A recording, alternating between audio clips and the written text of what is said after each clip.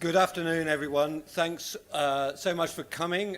We're delighted to have Tracey Brown talking to us from Sense About Science, competing with Jeremy Corbyn at the moment. Tracey has been director of Sense About Science since 2002, and she's really turned this charity around in the case for really sound science in popular campaigns, and holding governments and scientists to account, and that people should answer that the public should answer to these things. So she's challenged opinions and behaviour of governments and corporations, and champions public interest in the trustworthiness of science. And we know Cochrane, we know knowledge is a public good. We've sort of, in relation to Cochrane, we're trying to get bottom line messages out and ourselves find where researchers occasionally tweak things and misrepresent things. So we're delighted that you could come and talk to us today. Thanks. Thank you. Thank you. Okay, so for those of you who don't know much about Sense About Science, we work with policymakers and the public and the media, as well as the research communities of the world, to raise the standard of evidence in public life. And to make sure that we've got the tools and a conducive environment to have a really open discussion about the nature of that research, the nature of what we know, and crucially what we don't know.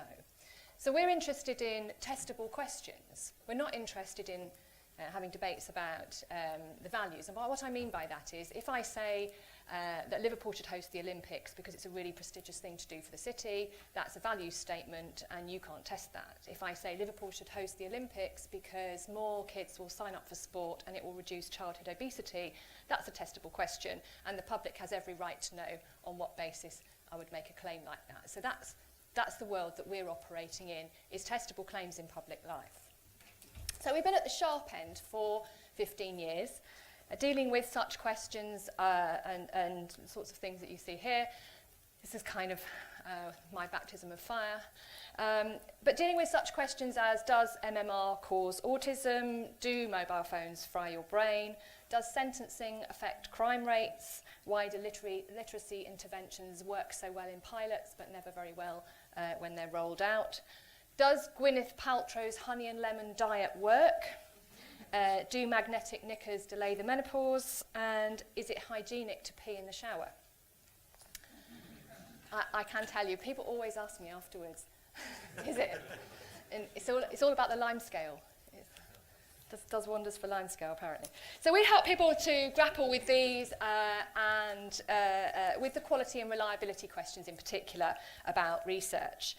And overall, research has become much better. Researchers now see it as part of their career, quite likely that they should do some form of public engagement, some form of interaction with the public in some fashion in their careers. It's now seen as normal. It certainly wasn't seen as normal when I started.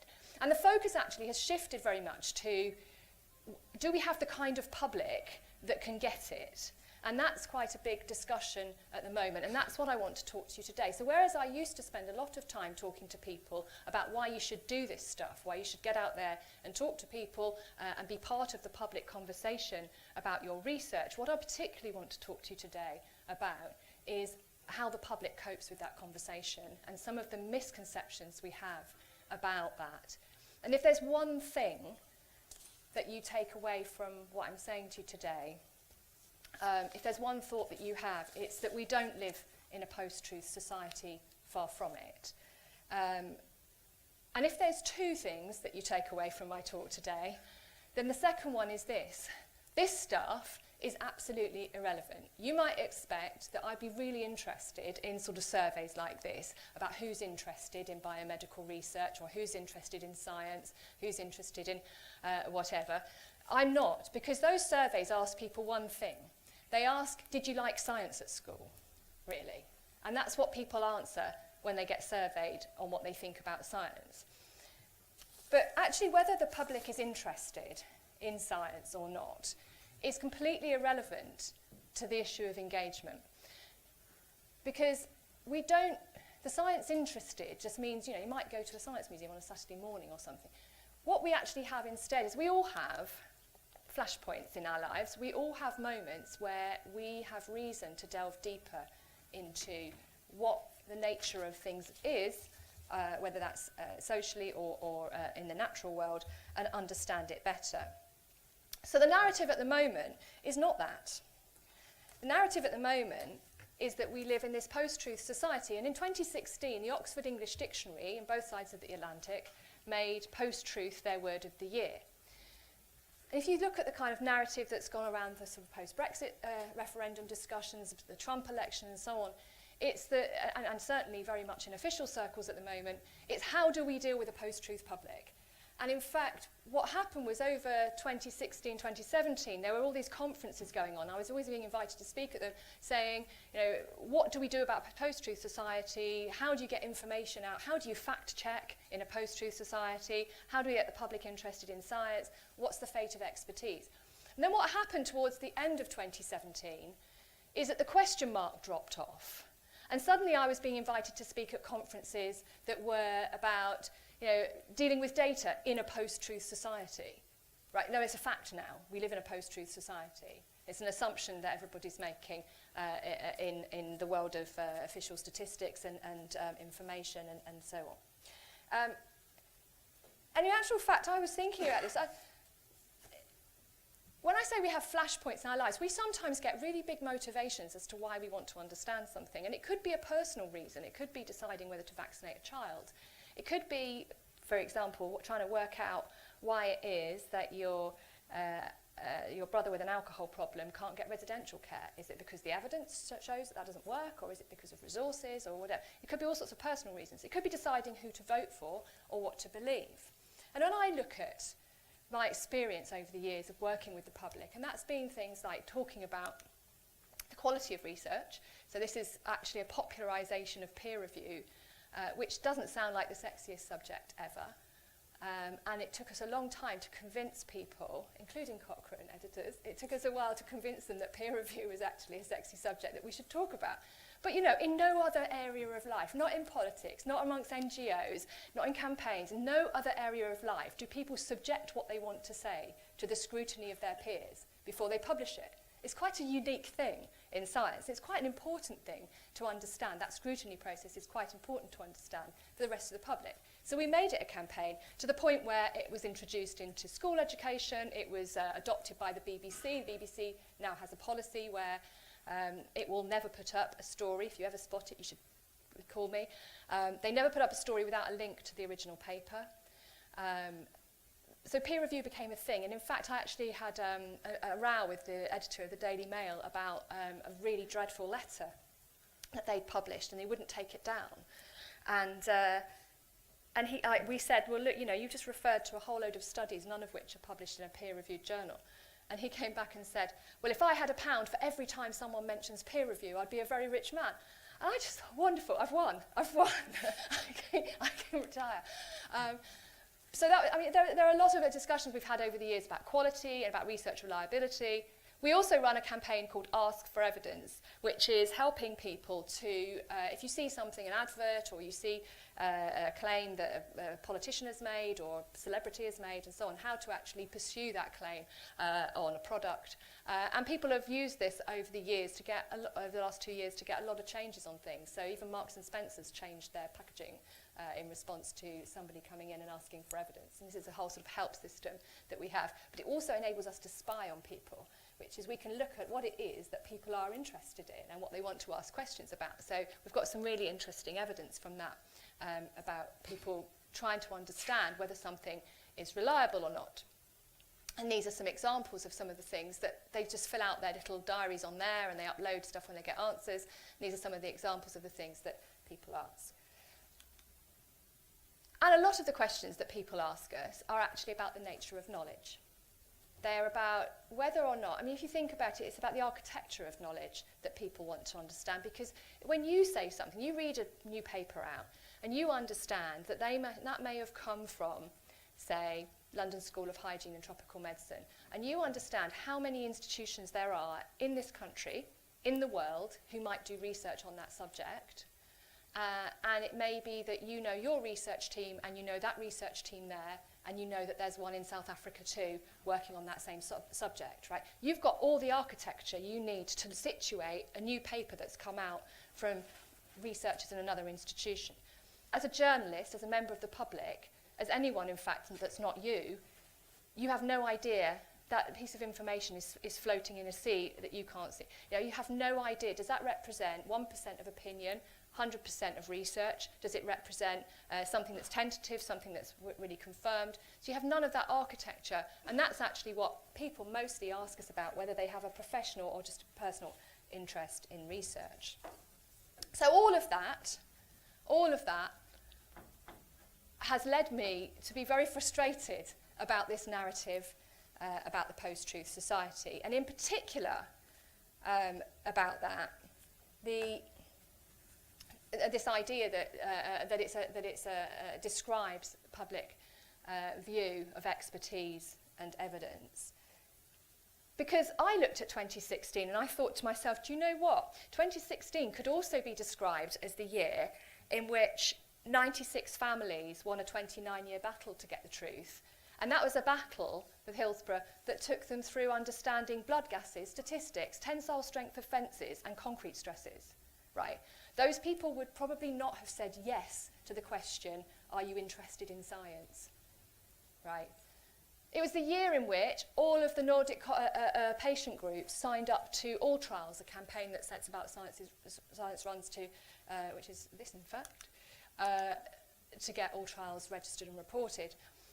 All of those patient groups signed up and insisted that they wouldn't be buying drugs which hadn't had full reports.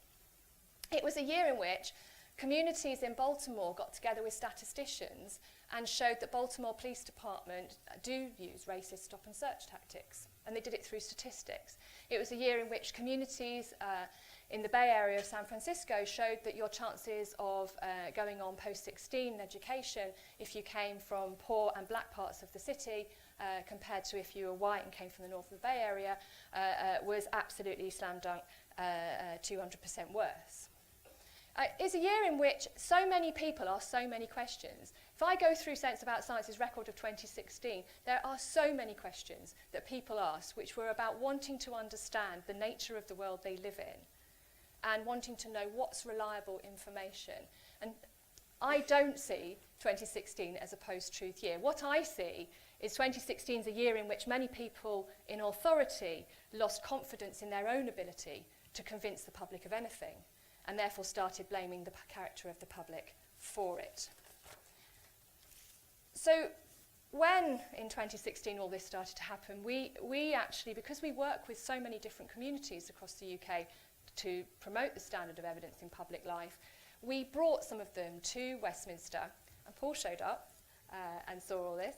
We brought some of them to Westminster to talk to MPs about why evidence matters to them. And I've just got a really short clip of some of the stuff that they were saying that I wanted to share with you, because I think it's quite important to hear the evidence matters words coming out of the mouths of very different people than Cochrane editors or PIs or Robert Winston or whoever. It's very important to hear those words coming out of the mouths. It's important if you're a politician, of people who are thinking about evidence in very different ways, which is, here we go. Did I push the button?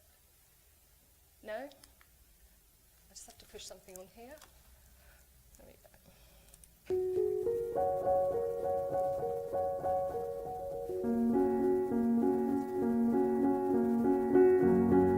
Now, as the idea of a post-truth society rumbled through public life this summer, a lot of people started asking us what it meant and whether politicians were ignoring public interest in evidence and accountability and truthfulness. They asked what to do, and we said, well, actually, you need to tell those stories publicly. You need to tell them to people who make decisions.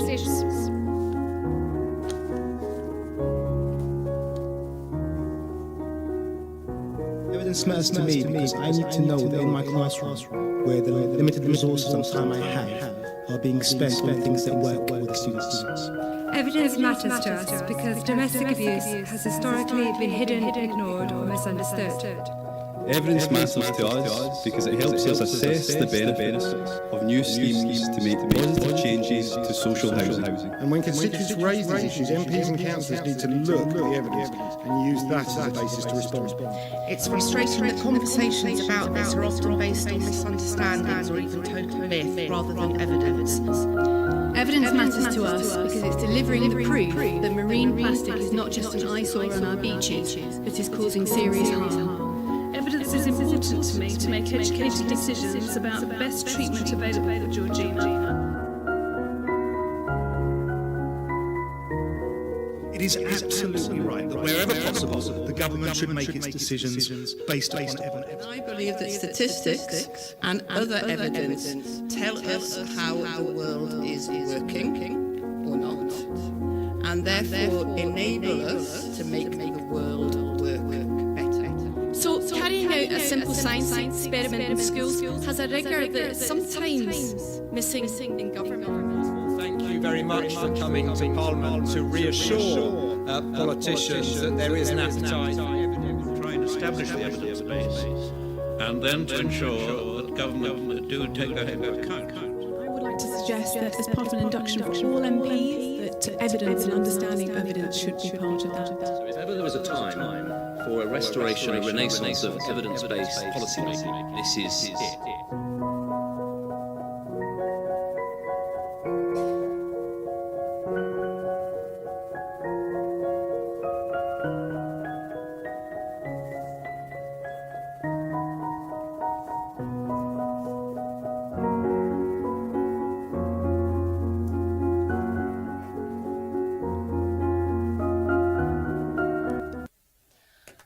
Okay, so,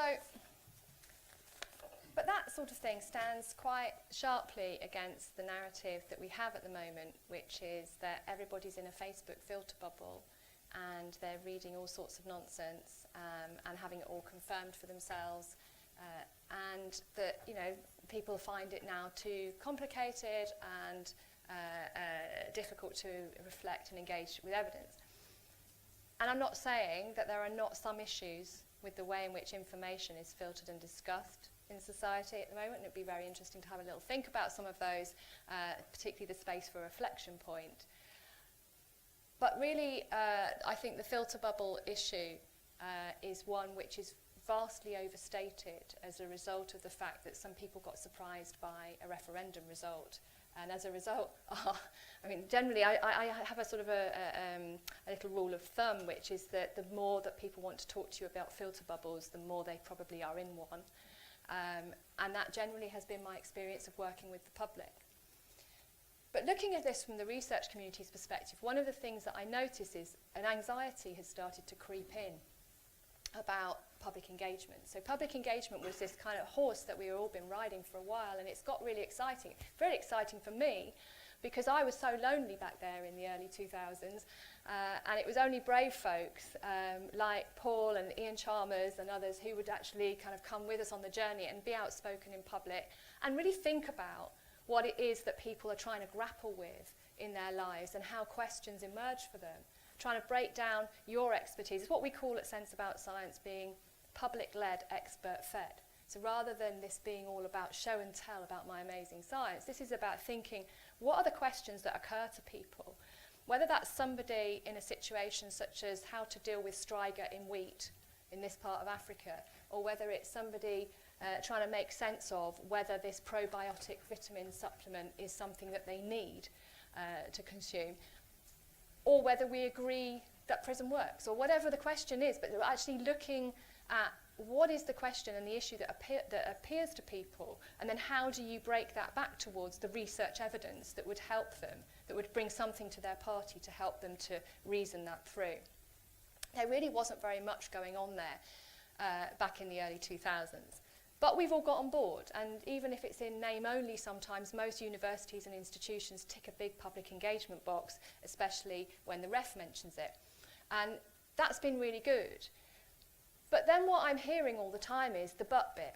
So I go and I make talks, I give talks to people, and I tell them how important it is to engage with public debates. and how if you don't on certain issues, I mean, GMOs is a great example, if you don't, how the debate will come and find you anyway, right? So you might as well get there first and start talking about why you're working in that area and so on. And everyone really agrees with me, and then we go for a coffee afterwards, and people come up to me and they say, yeah, but always. You know, it's really great, I love what you do, it's really fantastic. Of course, my issue is just too complex, you know. I really can't engage with people on this because, you know, there's so many assumptions that I'm making.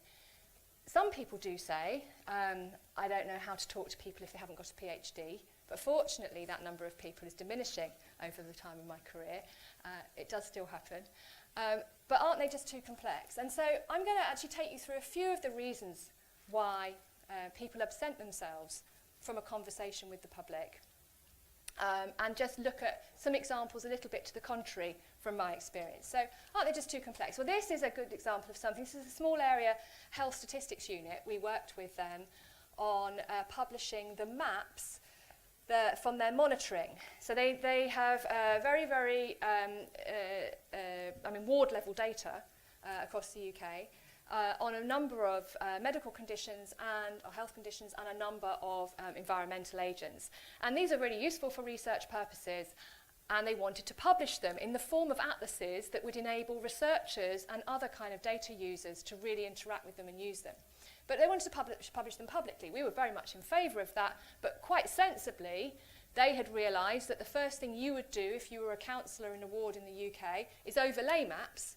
And what you would find is that the intensity around a particular area would tell you, you know, oh my goodness, no, lung cancer, lots of it.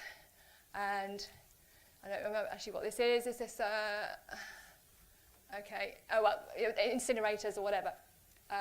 Incinerators, lung cancer, here we go. Well, actually what it tells you is that it's London. There's a lot of people, and therefore you've got higher rates of everything around there. So there was a lot of room for sort of false correlations and so on to be made, and so they needed to put a load of caveats on it. And so what we did with them was persuade them that the very people, the journalists, the counsellors, the environmental campaigners, health groups and so on, patients, should all be part of the conversation about how to create these maps, and they agreed, which was very, very progressive of them. So we co-created the maps, the whole website and so on, together with the public, that section of the public. And what that resulted in was a lot of useful insights, and the conversations were very interesting, and I think they probably changed the researchers more than they changed the minds of the counsellors and the press. For example, really valuable pointing out that the system of red to green that was going to be used on the maps, that for most members of the public, red means danger or stop, and green means go, and that therefore having red to green was definitely going to mean dangerous or safe, right? We had some really good questions that came up, such as why is it that the scale that you use for breast cancer across the country is different from the scale you use for lung cancer? And that's because the distribution is much smaller, so we need a much smaller scale to show up the differences in breast cancer, and lung cancer, the difference is a bit bigger, and you can show them on a bigger scale. And the answer came from the researchers, because it's a Bayesian distribution. And we had to work on that. We worked on that together and got to a point where actually what the people working with us in these workshops did was filter the information down. So they say, this is the first thing you need to tell me. This is the next thing you need to tell me. This is the next thing. So rather than the way that sort of academics do it, which is to shove all the caveats at you in the one sentence, usually in a depersonalized sentence, instead, they actually put it in the order in which you need to understand it as a member of the public trying to make sense of this for the first time. So that was very productive. It was very complex sets of data, as you can imagine. Produced some really, really sensible commentary. It produced 1 million hits on the website in the lunchtime when it was launched and crashed everything. Here is, I just put this as my ultimate proof. This is the late David Mackay's global calculator, which, and there are a number of versions of his global calculator, which basically pulls together the most difficult, diverse and complex data sets in the world to look at how can we, it's a sort of model that we can sort of tweak things and pull knobs and levers to basically work out how to meet emissions targets. So if you want to get rid of all nuclear energy, you can remove that from the picture, but what it shows you is that you need the entirety of Northern Europe to become wind farms and so on in order to get to that same level. So that's what it does. It's a calculator. Behind this sits the most complex data sets, and in order to use it, you do need to have some grasp of those. It takes any audience just 45 minutes to get to a point where they can manipulate these data. So David Mackay and the environmental campaigner Mark Linus went around the country with this, and they found it took no more than 45 minutes to get even audiences who'd never been in education past 16 to get to a point where they could understand how to manipulate these data. So that is my favourite proof. So, not complex. The other thing that people say to me is like, yeah, but things are really sensitive, especially if it sort of involves something like GM or one of those trigger words. The area that I work in is really sensitive. Vaccines is another one. Everyone's very nervous about having a public conversation about the nature of knowledge in vaccines. So in the All Trials campaign, for example, one of the places where we get the most excuses about data is about vaccine trials.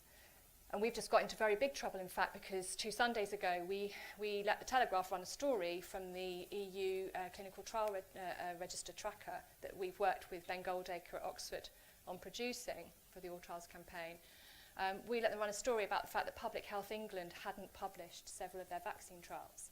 And we were accused of feeding the hands of the anti-vaccine, putting that into the hands of the anti-vaccine campaigners. We should have kept that secret, and a secret within science, that a major public health body couldn't be bothered to publish the results of a major trial on something that was a major issue of health. We should have kept that all very secret.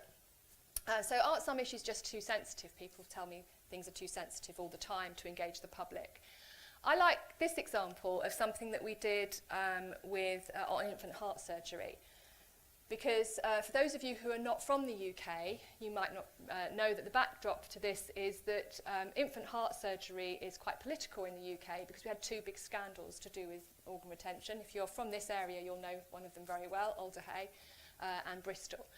And it led to the government, in a knee-jerk way, publishing all the surgical outcomes data for parents to suddenly have this choice of which surgical unit to take their child to. So what we had was the rather unedifying situation where parents were taking very sick children across the country in search of that surgical unit with the better outcomes, where in fact what they were doing was just looking at things going on within an expected range of outcomes.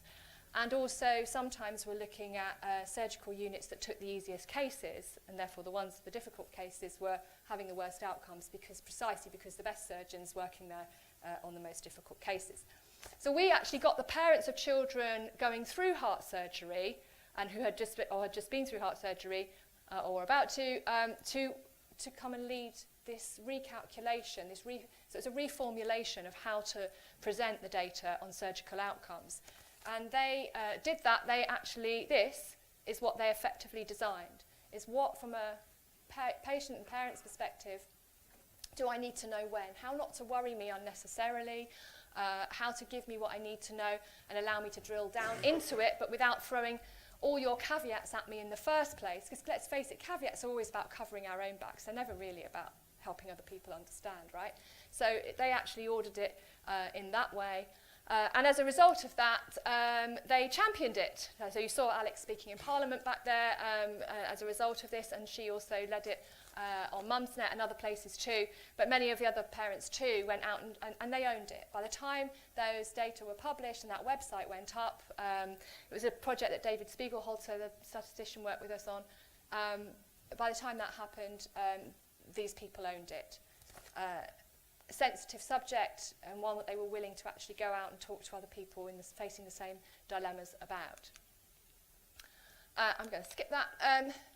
No, actually I won't. Just to say, uncertainty, talking about uncertainty really trips people up, right? And talking about uncertainty with the public is actually a lot easier than you think it is.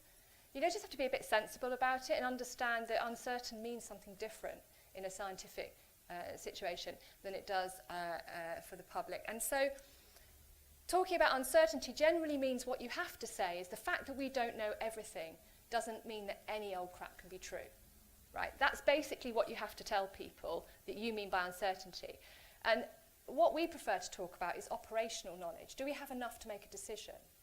You know, and that's a much more productive way of talking. So a good example of that might be that Newtonian physics got us to the moon, right? They were wrong, but they got us to the moon. So sometimes we have enough knowledge for the type of decision that we want to make. But that's quite a straightforward, grown-up conversation that you can have with the majority of people. And I don't think it should put anyone off talking about research. In fact, I think we should be careful about creating the impression that somehow we're waiting for the day when everything's certain. Sometimes scientists actually contribute to that idea themselves. Is it too late? Some issues are just so polarised, aren't they? Some issues are just so difficult to talk about with anybody because they've become toxic, because the press is really polemical about them. And GMOs is a really good example of that. In 2012, the researchers at Rothamsted Research Station in the UK were threatened by a group calling themselves Take the Flower Back, that they would have their GM wheat uprooted on a particular date, when it was a date just before it was due to pollinate. This was awful, and the Research Council and BIS, as it was called then, the Department for Business, were wanting to put higher barbed wire fences up, increase dog patrols, and put the researchers into hiding. And instead, we persuaded the researchers to make a public appeal. We said back to them what they'd said to us and said, come on, you know, this is something the public should hear. And they did. It was great because it was totally shonky. They filmed it themselves, and it was the most heartwarming story of why 4 researchers were doing their research and their environmental commitments, the fact that they were so upset about bees being killed by pesticides and therefore wanted to experiment with the aphid pheromone and so on. They put all that out there. And the result of that actually was we put up a website at the same time so members of the public could put support up for them if they supported the researchers. And at one point we noted the butcher, the baker and the air traffic controller on the same page. There's a lot of research support, but there was also a lot of support from many other parts of community. And what I love about this is that this is probably not how you or I would describe why it's important to have publicly funded research into GM crops, right? But in the voices of many, many people, it's about the values of publicly funded research. It's about actually thinking about what future generations need to know. And I thought some of these things were things I would never think of about the importance of knowledge in society and how that matters to people. It was really quite emotional, actually, as an experience. Following that film and this result, the Department for Business grew a pair and realised that it was actually okay for researchers to talk to the public. And the thing that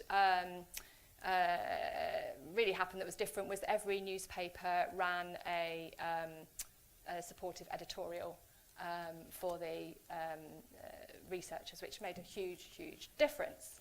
So, to finish, I kind of think I've told you this stuff, and you see it and you notice it, but you kind of go away and think, yeah, but we're living in a world of false information and fake news, and we've got all these stories about, you know, mice having their brains injected with the HPV vaccine, and look how damaging that was. That's actually what's destroyed the vaccine in Japan at the moment. And the internet in particular has meant that false information spreads, and it's really hard to have a reliable public discussion. And you know, I think those things are not untrue in some ways. And there are issues, and you know, we do need to address them. But I think the risk of us starting to lose confidence in the public and lose confidence in the ability to have an open public conversation about the nature of research, even when it's difficult or complex or polarised, is far more of a threat than anybody's intellectual capability. And to give up on the public would ignore the many ways in which people grapple with claims and information and the value of information being exposed. It would limit our social imaginations, I think, about the kind of problems that we're trying to tackle and engage with in scientific thinking. And it's very easy to lose sight of this, you know, when it feels like there's not a lot to play for, when you look at the news and you see that, you know, people have voted for a president who thinks that truth is determined by how many likes you get on Twitter, and so on. But that would be an excuse, I think, not an explanation. The question we need to be asking is, are we grappling alongside the public to make sense of our natural and social worlds? You know, to crunch the numbers and to define what we investigate, and to transcend how things appear and find out how they really are, and possibly how to change them. And I think, you know, science is not a club. It's not in or out. Right? Science is a way of looking at the natural and social world and trying to make sense of it and think about how we want it to be or how we want to interact with it. And so I think that's as true for anybody, whether you have a PhD or whether you get your news from Facebook. Thank you.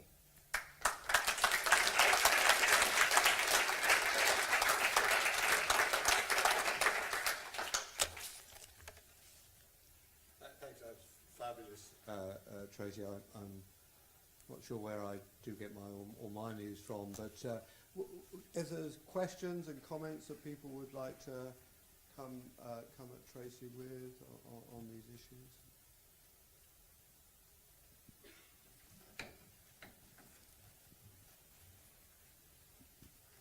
Hi Tracey, thanks. I'm just interested in what you think about identity politics at the moment. There was a poster in Liverpool, the dictionary definition of the word woman as a noun, as an adult female, that has been taken down because somebody complained.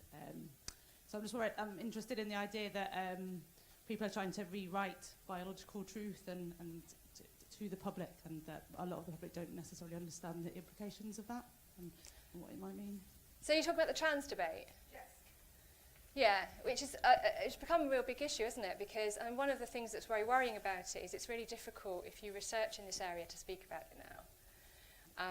And in fact, I'm about to make a public statement about this with, so I'm one of the judges of the Maddox Prize, which we set up together with Nature.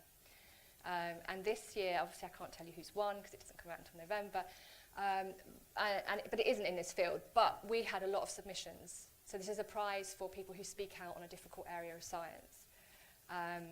And we had a lot of submissions on that this year, and the judges have decided to speak out on this issue because it's a danger for anyone involved in that discussion. And I think what we need people to understand is that even if you are a big campaigner on this, or if you're wondering about this issue as a child, a parent, someone whoever, in their 20s, 30s, 40s, whatever, it's a danger for everyone if researchers recoil from the public space, and it becomes so awful that people are hunted down on Twitter for trying to create school resources, which is one example of it. So I think that's the primary problem, is there isn't a public space that's okay to talk in about this. And I think it's as well to remind people in one particular area of it as well, that there are a lot of interests at play, that if we're going to start prescribing children drugs, then there's a lot of interest behind that, and we might want to consider that in the way that we would normally consider mass prescription of drugs to children. And obviously surgery is also being something that the NHS is coming under pressure for. So I think those are things that quite clearly need to be discussed at a time when it's very difficult to have that discussion. So I think that's problematic. There is a very difficult conversation related to this, which is people working in psychology are having a very difficult conversation about this, which is about the trends among teenage girls to have an attachment to a particular condition over a period of time. And you can actually periodise that quite clearly. So anorexia was supplanted by self-harm, suicide ideation, and trans, and generally a request for drugs. That doesn't mean that that's what the trans issue is all about. That's actually a separate thing that's going on. But that too has become a very difficult thing to talk about in the way that we would previously be able to talk about things like a huge rise in anorexia, the role that the internet was playing, and so on. Again, it's very hard to talk about that too. So in teen counselling, I know there's also problems. Does that answer your question? Yeah, no, it does. Thank you. I was interested because I was involved in an evidence-based parenting group where I was thrown out for asking a question about what research there was around trans sort of social identities. You were thrown out from it? Yes. On the basis that you were questioning? On the basis that it was an evidence, I was asking what evidence there was, and I was thrown out for asking the question of, was there any evidence? I think you need to have a campaign that's around, we should ask every question. There should be no question that's off limits. David. I think one of the reasons that people are talking about post-truth environments is that you find that lots of people in these debates are conflicted. So how does Sense About Science deal with conflicts of interest in these scientific debates? Oh, you mean conflicted in the sense that they have financial gain? All sorts. No, I mean, that's the most obvious, financial, but they can also be people with deeply entrenched scientific beliefs. That's what certainly Paul and I have come across that within work in Cochrane. Yeah. So there's no. It's difficult to argue from a point of truth, really, in terms of what that means objectively. So I think it's really important to be, so what role does the organisation play in making those conflicts evident? So I think in terms of the formality of conflicts or potential conflicts, so declarations of interest, that's taken leaps and bounds, right? So that now, I think you actively have to withhold information if you were publishing a paper now. But I think the problem we have is that it's been turned into a question, and first of all, that all potential conflicts are seen as conflicts, right, which is problematic for a lot of researchers. And it's particularly at a time when, if you get funding from the Medical Research Council, certain strands of funding require you to co-fund from elsewhere, from a company. And in fact, part of that is actually demonstrating that what you're doing is of wider relevance and attracts those funds. It's government policy. So your research institute would do that. So the nutrition research, for example, does that with the food industry, and also because they don't think the food industry should get it all for free, right? So they should pay for some of this stuff too. But then, of course, somebody speaks on an issue and they get accused of working for an organisation that has it funding from the food industry. So that's also problematic, isn't it? Because that means that you're invited to dismiss the work of someone like Susan Jebb, who's one of our most independent voices speaking out on food industry issues. You're invited to dismiss her just by virtue of guilt by association. So I don't think there's a simple kind of answer to that. The thing that we do want people to understand, though, is that sometimes we ought to not be distracted by those questions and keep asking the question about, is it good science? And we need to remind ourselves, don't we, that you can work for Evil Incorporated and still be doing good science that's of value to humanity. And you can be on the side of the angels and still be barking up the wrong tree. And at the end of the day, bad science is no good to anyone, even if it's done by good people without any money. I'll say another point on this. One thing that worries me about the conflicts of interest discussion is that it's become so generic and so common to just chuck that at people without a proper investigation. I mean, good investigations, yeah. Good investigations that show that drugs industry funded trials are, only a third as likely to be published if they're positive than negative, and those sorts of things. Those are important studies. There have been studies that show biases across, which may not just be entirely about funding. It may be that simply companies are more inclined to ask a certain type of question, academics another. But those things need to be happening. We need more research into them to show what's actually happening and what the corrective needs to be, rather than the lazy thing of just throwing everything in the pot and saying, well, follow the money, I can smell there's something there. And that I don't like because, looking at some of the stuff, actually it was also with Ben Goldacre, we were looking at prescribing and behaviour.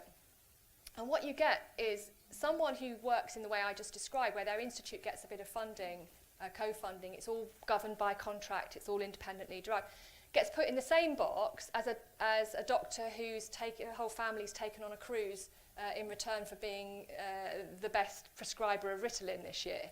And I don't see those two things as morally equivalent, and I don't think many people would. And so I think we also need to get more differentiation into that discussion.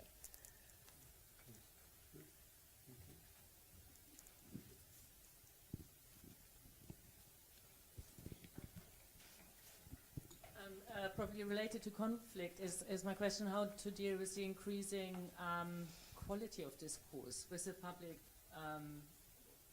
for instance, where opinion or dismissal or even aggression become actually more and very dogmatic views become more and more the norm, but actually a discussion or a conversation becomes impossible almost. So you're thinking about social media type engagement, but also social media. At least you can switch that off. But right.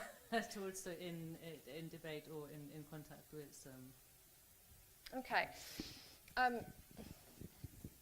I think there are probably different things to tease out from that. So that's quite a big question. And the social media conversation, I think it's always important to remind ourselves that people behave very, very differently in those situations. We've known for some time, because we've always had bad stuff sent to us at Sense About Science. We got used to it, dealing with it. And what we often found was that people, this was before sort of people were following us on Twitter or anything, we would find that people would write something really atrocious, and you would go back to them very nicely and say, I'm really interested in what you mean by that, and they would just be polite as anything, because they just didn't expect anyone to listen. So I think there's a lot of talk that no one expects anyone to listen to that goes on, and we should just remind ourselves of that. It's not particularly representative. And I'm very interested in following what people do on, if you look at when they start to reflect rather than react. So if you're interested in this, it's a really brilliant woman called Catherine Fieschi, that's Fieschi, who has done some research on social space and creating more social space, deliberative social space. And so what she's very specifically looked at in relation to Facebook and the like is the fact that it's narrowed things to, click like, or we all make a heart, and that kind of thing, rather than that actually we deliberate with each other. In fact, she tried to get some research funding. She did get it eventually. I think it's partly ESLC and somebody else. She was actually out researching, looking at, it was back in the time when she was looking at the growth of the Tea Party crowd in the States and so on, and she was looking at their different views and engaging with the issues that were emerging in the coming up election. And she nearly didn't get the funding on the basis that the risk assessment was that people would all start punching each other in these discussions. In actual fact, people did exactly what they do in any debate, which is that they know the rules of engagement. You listen a bit, you say what you think, you take it on board, you change your view maybe on some things but not on others, and you know how to engage when you're given the right kind of space and environment to do that. And I think by and large that's what you see. If you ever see someone post something really rude on Facebook, what you'll see afterwards is the discussion that tempers it, where someone comes in and says, well, actually, that happened to a friend of mine, and they go, oh, sorry, mate, didn't realise. And people do behave quite well if they're given that right shape of space to do it in. So I think that's the first thing. Second thing is, I think so often as a research community, people start at the end point and expect everyone to work backwards, and we don't look at what it is that we're trying to achieve. So, for example, when I started with Sense About Science, I used to really struggle with things like someone would tell me that they'd been to a medium, right? And I would stand there thinking, I really love you as my friend or my neighbour or whatever. I really don't want to have a row with you about this. And I feel that it didn't feel appropriate anyway. And yet at the same time, for goodness sake, I'm the director of Sense About Science, and if I go around tolerating discussions about mediums, where am I? So I used to struggle. And I learned it from a good friend of mine, Richard Wiseman, who's a psychologist in the paranormal, which is to actually respond by saying, what were you looking for? Because clearly you've gone to a medium because you're looking for something. And a conversation about what you're looking for is a common ground that we can talk about how you might find the thing you're looking for. And it might be that you're feeling a bit lonely, or you wanted a bit of reassurance about something, and that's a common ground we can work towards. And at some point later in that conversation, it might come about that we talk about the fact that going to a medium doesn't really answer that thing you're looking for. But I think we forget to ask what we're looking for. We forget in a conversation about a vaccine, it's a yippee hey, here's a 5-in-1, rather than what we're looking for is a much less traumatic experience for parents trying to get their kids to the doctors, go through a vaccine. Aren't we all in a common place there? And oh look, that's where we've ended up. Instead it's like, here's the result, love it. And you're like, whoa, hang on. I think that's actually the bit that's missing so often, that where we could cut through, that's a big question. Commonality, yeah, but not patronising commonality. Medical Research Council did this after the Wakefield publication. It really irritated me because they got a load of parents who thought that, as it turned out, they were parents who were involved in the court case, but they got a load of parents in the room to talk about their anxieties about the vaccine. But they didn't really listen because they couldn't listen because what they were saying was actually not scientifically credible.